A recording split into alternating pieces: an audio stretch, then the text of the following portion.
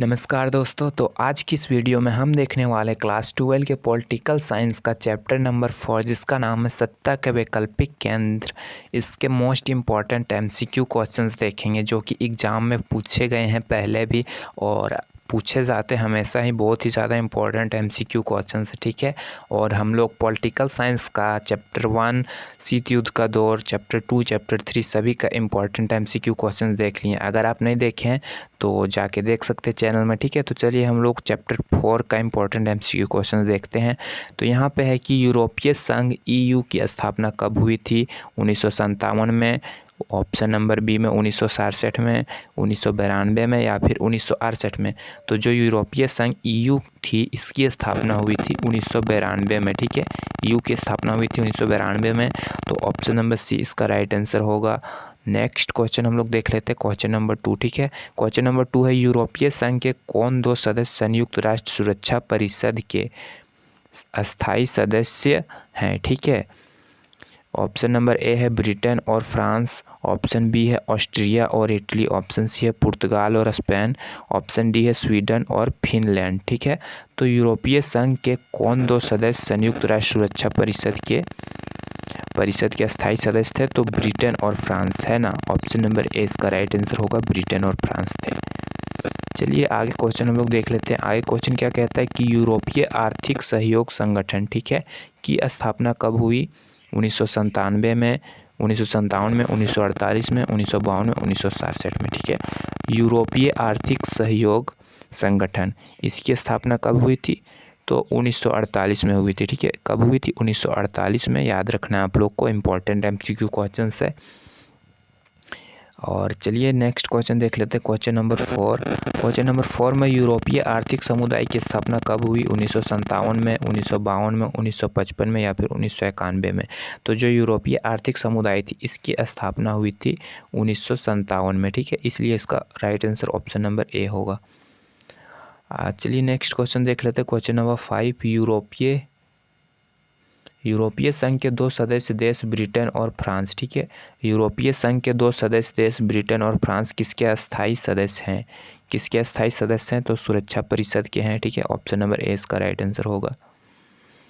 Next question क्या है कि यूरोपीय संसद का पहला प्रत्यक्ष चुनाव कब हुआ था? 1989 में, 1969 में, 1979 में या फिर 1980 में, ठीक है।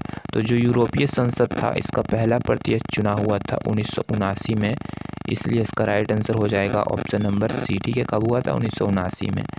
आगे क्वेश्चन क्या है, जर्मनी का एकीकरण कब हुआ था? ये इंपॉर्टेंट एमसीक्यू है, ठीक है।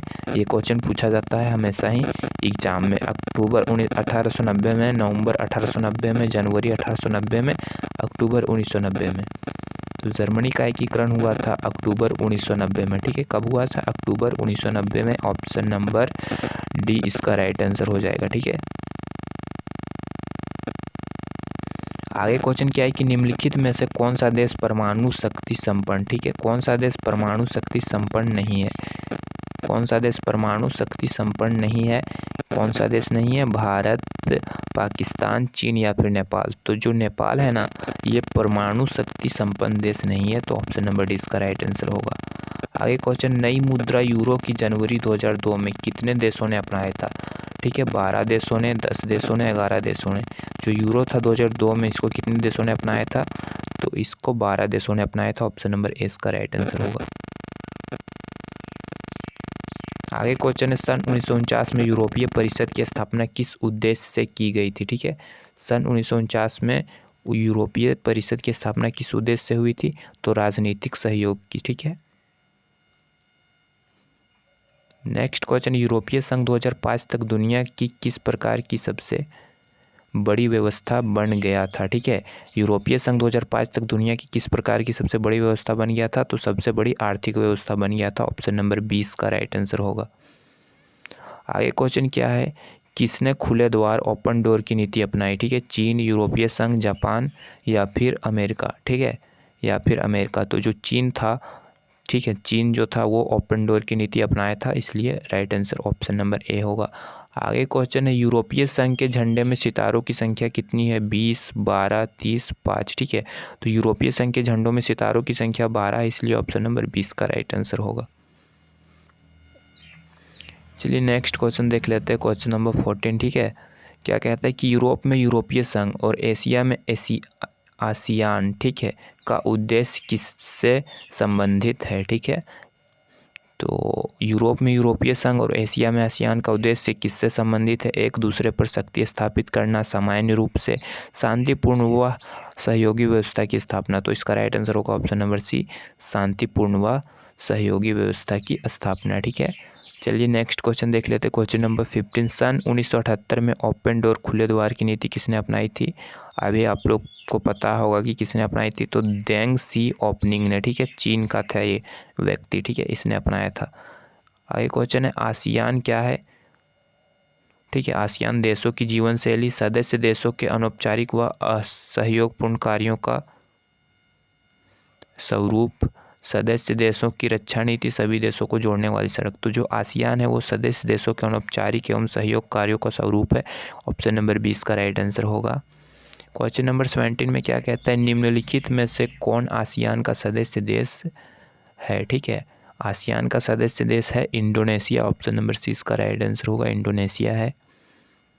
नेक्स्ट क्वेश्चन क्या है कि क्वेश्चन नंबर 18, साम्यवादी चीन का उदय कब हुआ था? 1949 में, 1939 में, 1957 में। ठीक है, और क्या दिया गया है? और 1849 में। तो साम्यवादी चीन का उदय हुआ था 1949 में, याद रखना है। ठीक है, 1949 में हुआ था। ऑप्शन नंबर ए इसका राइट आंसर होगा। नेक्स्ट क्वेश्चन, एशिया का वह कौन सा देश है जो अकेले G7 का सदस्य है? ठीक है, तो जापान। कौन सा देश है? जापान है। ठीक है, जो G7 का।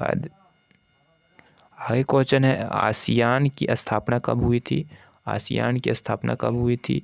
1965 में, 1967 में, 1975 में या फिर 1980 में। तो आसियान की स्थापना 1967 में हुई थी। ठीक है, तो यह था चैप्टर नंबर 4 से क्लास 12 पॉलिटिकल साइंस का मोस्ट इंपॉर्टेंट MCQ क्वेश्चंस जो कि एग्जाम में पूछे जाते हैं। ठीक है, और अगर वीडियो पसंद आई होगी तो एज यू नो वीडियो को लाइक करना है, शेयर करना है एंड चैनल को सब्सक्राइब करना है। ठीक है।